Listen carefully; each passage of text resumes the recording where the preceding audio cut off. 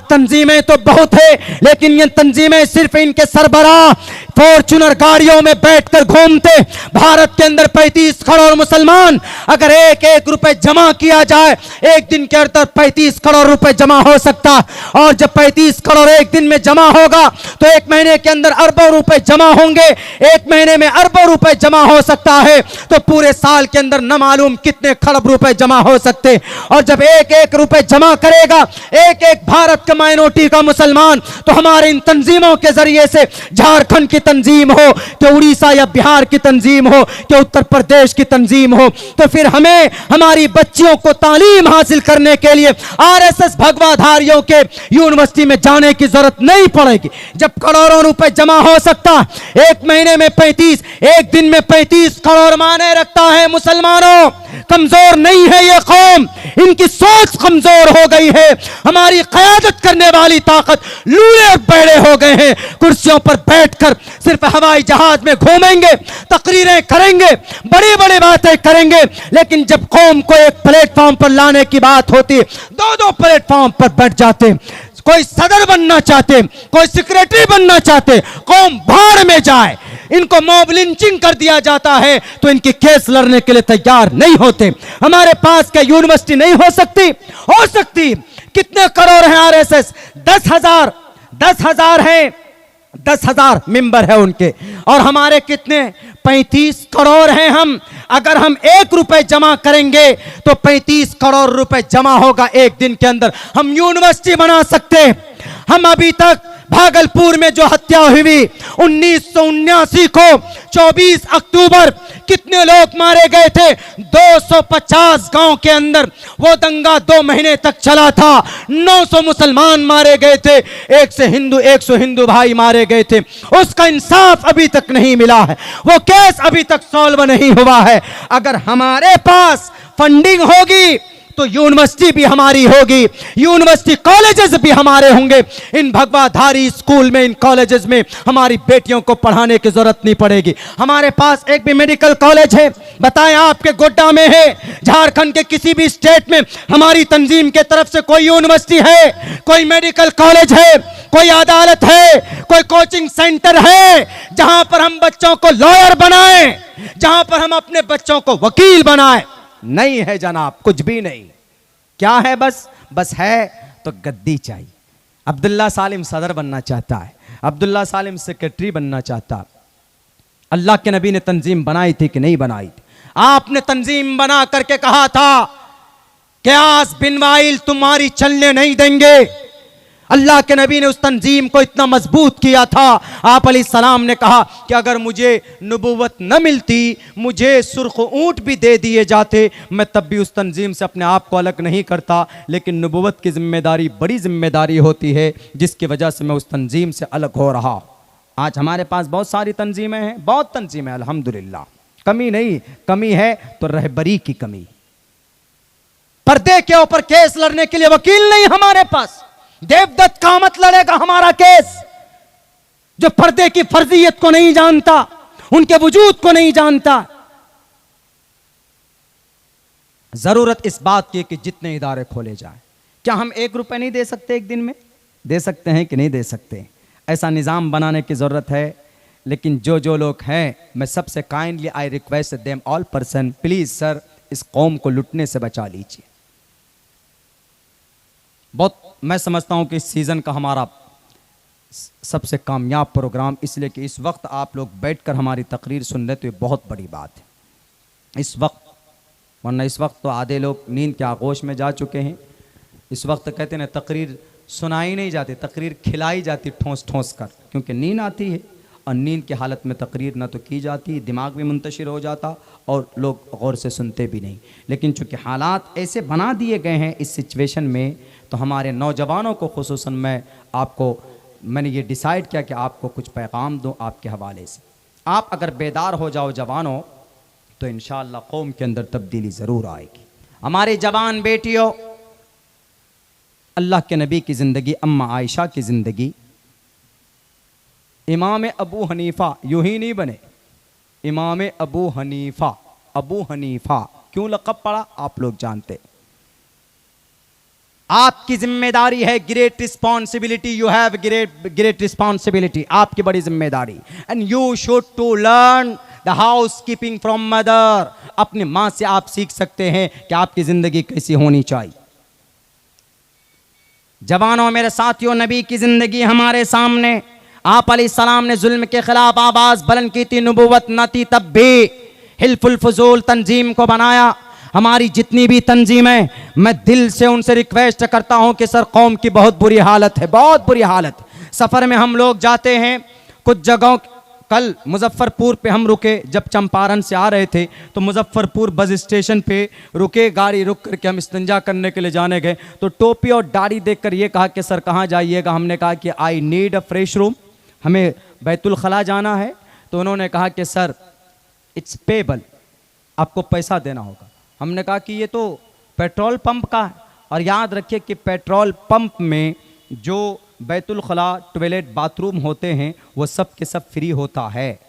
किसी भी ट्रैवलर को अधिकार है किसी भी पेट्रोल पंप में जाकर शौचालय इस्तेमाल करने का। अगर कोई ब्रोके आपको मना करे तो आप उसके ऊपर कार्रवाई कर सकते हैं। कार्रवाई तो दूर की बात जनाब, या हम अपने हक के लिए कार्रवाई नहीं कर पाते हैं तो, लेकिन इस्तिंजा बैतुल खला में मना करने की वजह से कौन कार्रवाई करने जाएगा। तो हमारे साथियों, ज़रूरत इस बात की है कि हम अपनी इस नई जनरेशन के अंदर तब्दीली पैदा करें। हमारे जितने भी नौजवान साथी, जितने भी, अगर आप शादीशुदा हैं तो आपकी ज़िंदगी के अंदर तब्दीली है कि नहीं? बीवी के साथ कैसे मामलात होते? अल्लाह के नबी अलैहिस्सलातु वस्सलाम ने एक वक्त में 9 बीवियों को कैसे संभाला? एक वक्त में। यहाँ तो एक को नहीं संभाल पाते, किसी की 2 हो जाए तो वो नहीं संभाल पाते। अल्लाह के नबी अलैहिस्सलातु वस्सलाम एक मौके पर यूं ही नहीं कहा आप अलैहिस्सलाम को, अष्टो गुनाह पुरुषम दीपयंती, ऐसे पुरुष जो रोशनी लेकर आए। पुरुषम दीपयंती हल्फुल फुजूल, ये दीप है, दीपयंती है जुल्म के खिलाफ आवाज बुलंद करना। पुरुषम दीपयंती, नौ शादी। एक आदमी ने सवाल किया कि सौतन को तो पसंद नहीं करते, एक दूसरे सौतन के खिलाफ होते हैं। मोहम्मद रसूलुल्लाह ने 9 बीवियों को एक वक्त में कैसे हैंडल किया, कैसे बता सकते? तो आप अलैहिस्सलातु वस्सलाम के एक बहुत मशहूर हदीस है, अम्मा आयशा सिद्दीक़ा रज़ियल्लाहु ताला अन्हा रिवायत करती है कि एक मौके पर अल्लाह के नबी से पूछा गया कि आप सबसे ज़्यादा किस बीवी से मोहब्बत करते? तो अम्मा आयशा को मोहम्मद रसूलुल्लाह ने कहा, और भी बीवियाँ थी, अगर कहते कि मैं आयशा से ज़्यादा मोहब्बत करता हूँ तो वहीं पर सर फटव्वल होता कि नहीं होता? दूसरी बीवी कहती, अच्छा आयशा कुमारी है इसीलिए आयशा, और हम कहाँ उम्मे सलमा जो तेज़ दिमाग की थी, वो तो उठा करके सर पे ही मार देती कुछ गुस्से में। तो लेकिन क्या कहा अल्लाह के नबी ने? अल्लाह के नबी ने ये कहा, calm down, just be patient, सब्र करो थोड़ा, एक दिन का टाइम दो। एक दिन का वक्त दिया गया। रातों रात आप अलैहिस्सलातु वस्सलाम सब बीवी के पास गए, सारे बीवियों के पास गए, और जाकर आपने एक एक खजूर पकड़ाया और आपने ये कहा, ये आयशा ये लो खजूर, किसी को मत बोलना, किसी को भी मत बोलना, किसी को भी, सलमा को मत बोलना, हफ्सा को मत बोलना, जवेरिया को मत बोलना, सौदा को मत बोलना, किसी को मत बोलना, ये खजूर रखो। कहा कि ये खजूर क्यों दिए? तो आप अलैहिस्सलाम ने कहा कि ये निशानी है, ये निशानी। कहा अच्छा इसके साथ कुछ और? तो अल्लाह के नबी ने कहा कि I love you so much, लो रखो, मैं तुमसे बहुत मोहब्बत करता हूँ। अपनी बीवी को आई लव यू बोल सकते हैं, नो प्रॉब्लम। तो ये लो रखो, लेकिन किसी से शेयर मत करना। उसके बाद फिर दूसरी बीवी के पास गए, उसी रात में खजूर दिए, ये लो खजूर, सलमा ये खजूर लो। क्यों दे रहे हैं? ये निशानी है, गिफ्ट है तुम्हारे लिए, स्पेशल तुम्हारे लिए, रखो, बहुत दूर से लाया हूँ, ये स्पेशल है, खाओ तो खा लो, रखो तो रख देना। कहा क्यों दिए? कहा कि मैं तुमसे बहुत मोहब्बत करता हूँ, from the bottom of our heart I love you very much, I love you so much, lots of time I love you बोल दिए अपने उनको। वो भी खुश हो गई कि बहुत मोहब्बत करते। तीसरी के पास गए, ऐसे 9 बीवियों के पास गए, आपने एक एक खजूर पकड़ाया और आपने सबको ये कहा कि किसी से मत बताना मैं तुमसे बहुत मोहब्बत करता हूँ। ये नहीं कहा कि तुम ही से करता हूँ, मैं तुमसे मोहब्बत करता हूँ।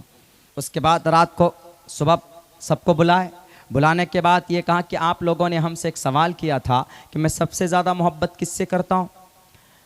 तो सबने कहा हाँ हम सुनना चाहते हैं। आप सबके कान खड़े कि किसके लिए बोलेंगे? सबको किसी किसी के दिल में तो शायद ये बात भी आई होंगी कि आयशा के बारे में बोलेंगे, क्योंकि अल्लाह के नबी आयशा को ज़्यादा चाहते थे, इसलिए नहीं कि वो कुंवारी थी, बल्कि एक मौके पर तो फातिमा ने पूछा भी था कि आप आयशा से ज़्यादा मोहब्बत क्यों करते हैं, औरों से क्यों नहीं करते। अल्लाह के नबी ने कहा कि देखो मोहब्बत का ताल्लुक दिल से है, मेरा दिल का मैलान उधर ज़्यादा है, ये अल्लाह के कब्ज़े में है। रही बात मैं हक़ अदा करने में किसी का कोई कंजूसी या कोई कमी नहीं करता हूँ, हक़ सबके मैं बराबर अदा करता हूँ।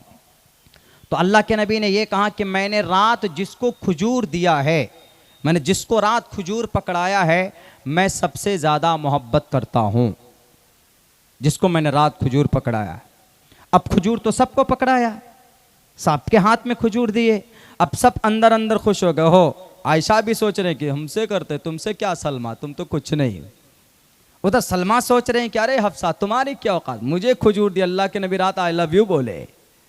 उधर वो खुश, उधर हफ्सा खुश, जवेरिया खुश, सब खुश। ये तरीक़ा मोहम्मद रसूलुल्लाह सल्लल्लाहु अलैहि वसल्लम का था। इसलिए कहा लक़द कान लकुम फ़ी रसूलिल्लाहि उस्वतुन हसना।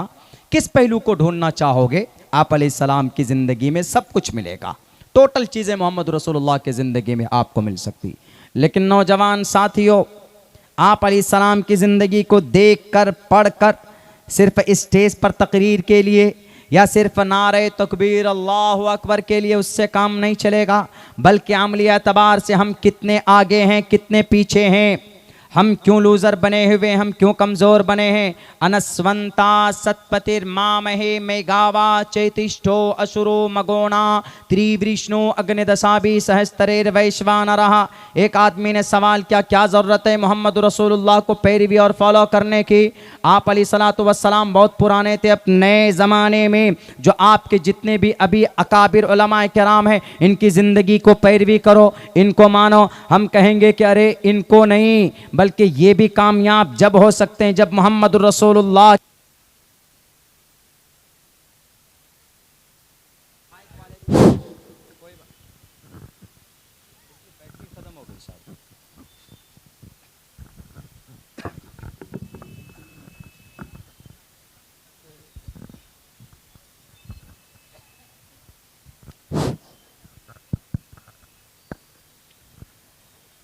जी वो बंद हो गया, ये माइक है, हाथ ही में लेके बोलना पड़ेगा। हेलो, हो गया चालू। चूँकि वक्त भी बहुत हो चुका है, आप लोग भी यही सोच रहे होंगे कि मौलाना अब्दुल्ला तकरीर करे जल्दी ख़त्म। देखिए तकरीर का असल समय जो होता है, जो आदमी का ताज़ा मिजाज रहता है, वो तकरीबन 1 बजे तक रहता है। और 1 बजे तक तो आपने शुअराए किराम को सुना, हज़रत मौलाना अकरम साहब को सुना। ये इस सीज़न का रमज़ान से पहले का ये सेकंड लास्ट प्रोग्राम, अगला प्रोग्राम हमारा एक और रह गया है, अल्लाह चाहे तो वहाँ तक जा सकता हूँ। बाकी ये है कि आज मैंने खुसूसी तौर पर यह बात मैंने अपने जहन में सोच रखी थी कि आज मुझे खुसूसन नौजवान तबके को एक पैगाम देना है। हमारे जितने भी साबिक नौजवान, मुझे उनसे कोई लेना देना, उनको यही कहूँगा कि आप इनकी रहबरी कीजिए और जवानों अपने मुस्तकबिल के अंदर एक टारगेट फिक्स कीजिए अपनी ज़िंदगी का कि आपको क्या करना है, आपको क्या नहीं करना है। यहूदी से जब पूछा गया कि आप इतने ताकतवर क्यों हो गए, तो उस यहूदी ने पता क्या कहा, एक औरत से पूछा गया तो उन्होंने कहा कि हम दोबारा लौट कर अपने ग्रंथों में आए और हम अपने बच्चों पर जितनी मेहनत करते हैं, इतना किसी चीज़ पे मेहनत नहीं करते।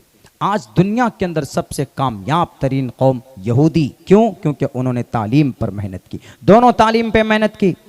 यहूदियों ने अपने धार्मिक तालीम पर, अपने मजहबी तालीम पर मेहनत की है और दुनियावी एतबार से मेहनत की। दुनिया के अंदर जितने भी कॉस्मेटिक हो, अल्कोहल हो, ड्रिंक हो, मशरूबात हो, चाहे थम्सअप हो, जनाब पेप्सी हो, कोका कोला हो, स्प्राइट हो, ये सब वहीं से एग्जाम्पल वहीं से निकलते हैं, ये वहीं से सैंपल लिया जाता है और भारत के अंदर बनाया जाता है, दूसरे जगहों में बनाया जाता है। यूनाइटेड नेशन, अक़वाम मुत्तहिदा जिसको बोलते हैं, उनकी गद्दी पर अगर कोई विराजमान है तो यही अक़वाम मुत्तहिदा। अक़वाम मुत्तहिदा में यही यहूदी लोग बैठे हुए, और हम लोग कहाँ पे, वंतुमुल आलौन होने के बावजूद भी हम इधर जा रहे हैं, उधर जा रहे हैं। नहीं मेरे नौजवान साथियों, अपनी ज़िंदगी को मोहम्मदुर रसूलुल्लाह की ज़िंदगी से मैच करो, वहाँ से कुछ लाने की, कुछ सीखने की कोशिश करो। अगर यकीनन आपके दिल में ईमान है, आप जानकार हैं, आप मेहनती हैं, आप कुछ मुतहर्रिक हैं, तो आप जालिम का मुकाबला आसानी से कर सकते हैं। मैंने बहुत सारी मिसालें दी, अब भी एक दो मिसाल और देता हूँ। आपने इस उम्मत का फिरौन का नाम सुना होगा, जिसका नाम अबू जहल था। अबू जहल को किसने मारा? किसी बड़े आदमी ने मारा, किसी अंडरटेकर ने मारा है, या किसी खली ने मारा है, या किसी शार्प शूटर ने मारा है? नहीं, उनको अबू जहल को मारने वाले दो मासूम बच्चे थे। इनका नाम मास एंड मुअव्विज बिन अफरा। ये दो नौजवान, जवान भी नहीं थे, बालिग भी नहीं हुए थे। अर्रहीकुल मखतूम मौलाना सफीउद्दीन मुबारकपुरी गैर मुक़ल्लिद आलिम दीन है। मुफ्ती सईद साहब कहते हैं कि बहुत मजबूत किताब सीरत के ऊपर, वो लिखते हैं कि दोनों की उम्र कितनी थी? उन दोनों की उम्र, एक की उम्र 13 साल, एक की उम्र 14 साल थी। आज हमारे 13 और 14 साल का बच्चा क्या करता है? मछली पकड़ता, गुल्ली डंडा खेलता, या तो कहीं पर आवारा गर्दी करता है, कान में लीड लगा लेता है। लेकिन वहां पर मुअव्विज एंड मास एंड मुअव्विज दो नौजवान, दो छोटे बच्चे 13 और 14 साल के, जंगे बद्र के मैदान में जब सफ़ें तैयार की जा रही थी, तो एक सहाबी के दोनों तरफ इन दोनों बच्चों को खड़ा किया गया था। अल्लाह के नबी ने खड़ा किया था। तो ये सहाबी ये कह रहे थे कि आज तो मैं मर जाऊंगा, ये दोनों तरफ दो बच्चे, ये क्या करेंगे? वो बच्चे नहीं थे, हाइट कम थी लेकिन फाइट बहुत ज्यादा थी उनकी। उनमें से एक बच्चे ने कहा कि चचा, डू यू नो अबू जहल? आप अबू जहल को जानते? उन्होंने कहा कि क्या करोगे अबू जहल का? उन्होंने कहा कि क्या करेंगे, नबी को गाली देता। आज नबी को गाली दे दे तो हमारे रोंगटे खड़े नहीं होते। आज नबी के शान में तौहीन आमेज़ कलिमात पढ़े कोई तो हमको कुछ नहीं होता। मेरे नौजवानों, मेरे साथियों, मुआज़ एंड मुअव्विज दोनों झपटे और शेर के तरह हमला किया। आप भी जानते हैं, मुझसे कहीं ज्यादा जानते हैं कि उनको मौत के घाट अधमरा अगर किसी ने किया है तो कोई बड़े बहादुर नहीं थे। कौम के दो जवान बच्चे, दो मासूम बच्चे, एक का नाम मुआज़, एक का नाम मुअव्विज इब्न अफरा, दो मासूम बच्चे थे। आज हमारे जवान कहाँ? हमारी बेटियों की इज्जतें लूटी जाती है। वैशाली के अंदर एक बेटी की इज्जत लूटी गई और उसको फिर डराया गया कि अगर तुम कोर्ट के दरवाजे तक पहुंचोगे तो तुम्हारे सर से पैर तक पेट्रोल डालकर मार दिया जाएगा। रिजवानुल्लाह साहब को हमारे कर्नाटक गुलबर्गा शहर के वो मासूम बच्चे जिनका नाम निसारुद्दीन सिद्दीकी है, उस निसारुद्दीन सिद्दीकी को 20 साल की उम्र में टाड़ा डालकर जेल में डाला और 23 साल बाद अभी सुप्रीम कोर्ट ने कहा कि यह मासूम है। मैं पूछना चाहता हूं, उन गिरफ्तार करने वाले, उन करप्ट पुलिस वालों से आपको गद्दी मिली थी मासूम इंसान पर उनके हाथ में हथकड़ी डालकर जेल में डालने के लिए नहीं, बल्कि आप सत्य में पता लगाते कि बम ब्लास्ट कौन किया, मुजरिमीन को पकड़ते। आपने मासूम को पकड़ा, उनको जेल के अंदर ठोंस दिया। मालिया गांव में बम ब्लास्ट करने वाले परगिया सिंह ठाकुरे था, उसको आपने तो बेल देकर जनाब MP बना दिया। और जो मासूम थे, पढ़ने वाले थे, इस देश के फ्यूचर थे, मुस्तकबिल थे, उसके हाथ में हथकड़ी डालकर आपने उनको कल्पित बनाकर, आपने उसको मुजरिम बनाकर जेल के सलाखों के अंदर डाल दिया। खामोश रहोगे लोगों, मेरे नौजवानों, तो दफन कर दिए जाओगे। बोलना पड़ेगा, बोलना, it's your fundamental right to raise your voice, freedom of expression, freedom of thought, freedom of speech, you have a fundamental right. आपका ये मूल अधिकार। आप ये मत समझो कि आपके लिए कुछ अधिकार नहीं, अधिकार है, लेकिन बोलना पड़ेगा आपको। जब तक आप नहीं बोलोगे तो आपके हुकूक आप तक नहीं पहुंचाए जाएंगे। आपको बोलने से मेरे भाइयों, मेरे साथियों, मेरे नौजवानों, अभी अलग अलग तरह से भटकाने की कोशिशें की जाती है। कभी कौम के बीच में नफरत पैदा की जाती है, मूवीज बनाकर, पिक्चर बनाकर, फिल्म बनाकर। अरे अल्लाह के नबी की सीरत को हम आम करने की कोशिश करें, वो मूवीज बनाकर लोगों के बीच में नफरत फैलाएंगे। हम अन्नल इबाद कुल्लुम इख्वा के हदीस पेश कर पूरी दुनिया के इंसानों के बीच में इंसानियत का रास्ता निकालेंगे और हम कहेंगे कि सब के सब भाई भाई। जालिम ज्यादा दिन तक नहीं पनप सकते, ठहर नहीं सकते। जाल हक व ज़हक़ल बातिल, जब जालिम आता है बढ़ता है जुल्म, जब हक आता है तो जुल्म मिट जाता है। जब जुल्म बढ़ता है तो मिट जाता है, खून टपकता है तो जम जाता है। बड़े बड़े शुआरा ने यह बात कही। वो जुल्म करना चाहते, वो दंगा करवाना चाहते, हम नबी के हदीस को पेश करेंगे, हम नबी की सुन्नत को पेश करेंगे मेरे भाइयों। लेकिन हम लोग वो सब के सब तरीक़े भूल चुके हैं जिससे अपने अखलाक को हम अखलाक के ज़रिए से लोगों को मुतासिर कर सके। अल्लाह के नबी ने क्या फरमाया कि मुसलमानों एक दूसरे में मोहब्बत पैदा करनी है तो सलाम करो। अवला अदुल्लुकुम अला शैइन इज़ा फ़अलतुम तहाब्बतुम अफ़शुस सलाम बैनकुम। मुस्लिम की रिवायत है, अबू हुरैरा फरमाते हैं कि अल्लाह के नबी ने फरमाया कि एक ऐसा नुस्खा बता देता हूँ जिससे आपस में तुम मोहब्बत करने लगो। क्या? अफ़शुस सलाम बैनकुम, सलाम करो, मोहब्बत बढ़ेगी। लेकिन ये तरीक़ा कौन अपनाया? गैरों ने, RSS बजरंग दल वालों ने। प्रूफ है हमारे पास। कल मैं बेतिया से जैसे निकला चंपारण में, तो मैं पेट्रोल लेने के लिए रुका एक पेट्रोल पंप में। तो जैसे ही पेट्रोल डालकर, मैं अकेला ही था, पेट्रोल डालकर पैसे मैंने दिए, तो पता है वो दोनों वर्कर जो पेट्रोल डालने वाले थे, उन दोनों ने क्या कहा आपस में? ताज्जुब होगा। उन्होंने आपस में ये बोला, जय श्री राम। आपस में मुझे देखकर 2000 रुपए के पेट्रोल डाले हमने गाड़ी में, आपस में एक दूसरे को देखकर बोलता जय श्री राम, वो बोलते जय श्री राम। यानी ये जय श्री राम क्या है? आपस में कनेक्ट करता उनको, तशद्दुद को बढ़ा रहा, जय श्री राम। और हमारे नबी ने क्या बताया कि अगर मोहब्बत को आम करना है एक दूसरे के बीच में तो क्या करो? अफ़शुस सलाम बैनकुम। If you want to be environment at most peaceful environment, you should to peace be upon other person। तो तुम्हें एक दूसरे पर सलामती भेजनी चाहिए। अफ़शुस सलाम बैनकुम। हम इस तरीके को भूल गए और अलग तरीके से संस्कृत वर्ड में ये तरीका दूसरों ने अपना लिया। कहीं पर भी जाएंगे जय श्री राम, एक दूसरे के सामने बोलेंगे जय श्री राम, उनकी मोहब्बत बढ़ जाती। और हम मुसलमान हैं, अगर एक को सलाम करेंगे, कोई देवबंदी बरेलवी को कर ले, बरेलवी ने अगर जवाब दे दिया तो बरेलवी भाई सोचते हैं कि उनका तो राम राम सत्य हो गया, यही सोचते हैं। तुम लड़ते रहो देवबंदी, जमात इस्लामी, बरेलवी, अहले हदीस के चक्कर में, और वो स्ट्रांग होते रहेंगे एक प्लेटफॉर्म पर, एक ईश्वर के नाम पर। यही तो इस कौम का अलमिया। ये कौम तबाह हो गई, ये कौम तबाह हो रही, तबाह होगी अगर इस कौम ने वक्त से पहले पहले अपने अंदर मॉडिफाई नहीं किया।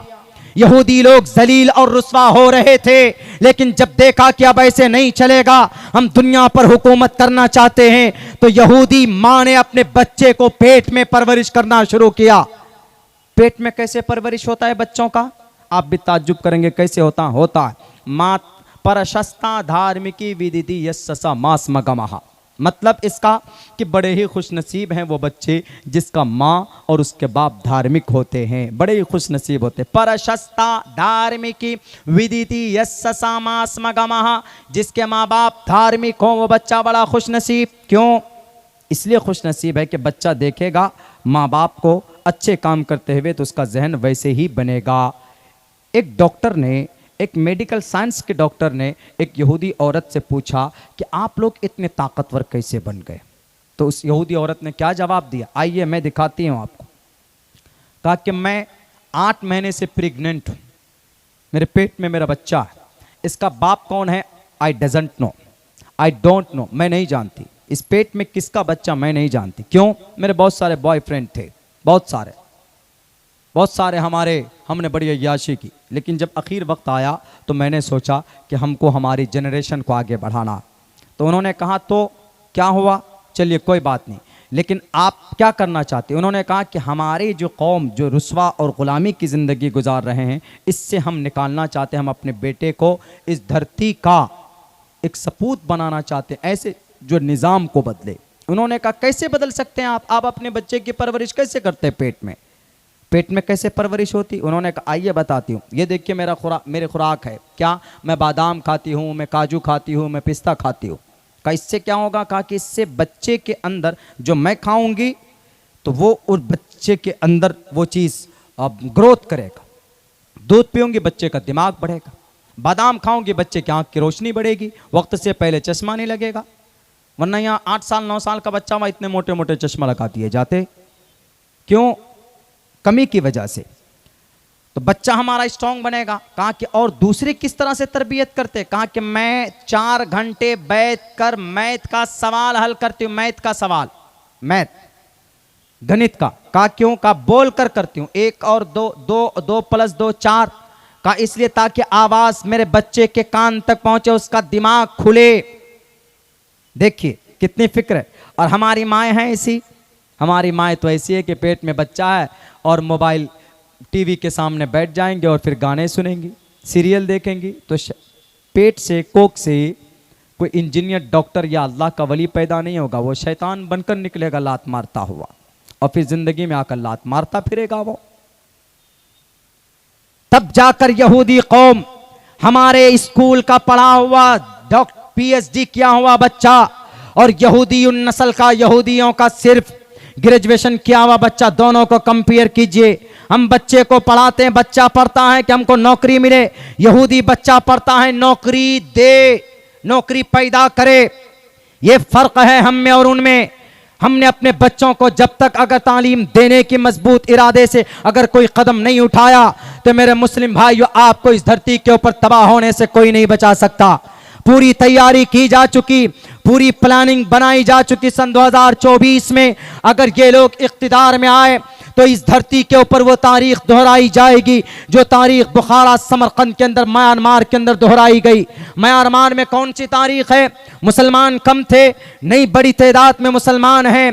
रोहिंग्या एक जगह इलाके में बड़ी तादाद में है, लेकिन आंग सांग सूची जब गद्दी पर बैठी तो उन्होंने वहां के मुसलमानों को दूसरे दर्जे का शहरी बनाया और उनका वोट कार्ड से, वोटर लिस्ट से नाम को हटाया। जब वोटर लिस्ट से नाम हटे, रिफ्यूजी बन गए। जब रिफ्यूजी बन गए तो वोट डालने का अधिकार खत्म हुआ। वोट डालने का अधिकार खत्म हुआ तो आप कोर्ट जाइए, कचहरी जाइए, ब्लॉक जाइए, आप जब वहां के नागरिक नहीं होंगे तो कहीं पर आपकी सुनवाई नहीं होगी। ये तारीख दोहराने की कोशिश की जा रही और हम हाथ पे हाथ धरे हुए बैठे। हम लोग कभी मसलकी झगड़क में बने बैठे और कभी कभी हमारी ये तंजीमें आगे की प्लानिंग नहीं कर रही। 10,000 वर्कर हैं RSS के, एक दिन में उनका पैसा जमा होता है 5 रुपए, एक दिन में हर मेंबर को देना होता। अब बताओ, बाबरी मस्जिद को तामीर की बात आई थी तो एक दिन के अंदर जनाब 11 अरब रुपए जमा किए गए थे। अगर हमारे किसी मस्जिद को बनाने की बात आए तो एक दिन के अंदर जनाब 11,000 रुपए जमा करना, खून पसीना बहाना, पसीने को खून के तरफ बहाना पड़ता है, तब जाकर 11,000 रुपए जमा होता है। जो तरीका उनमें था, हम में था, वो तरीका इन्होंने ले लिया। यही वजह है कि आज हम लोग जलील और रुस्वा हो रहे हैं। अलग अलग तरीके से इस्लाम को बदनाम किया जा रहा। हमारे पास मीडिया है।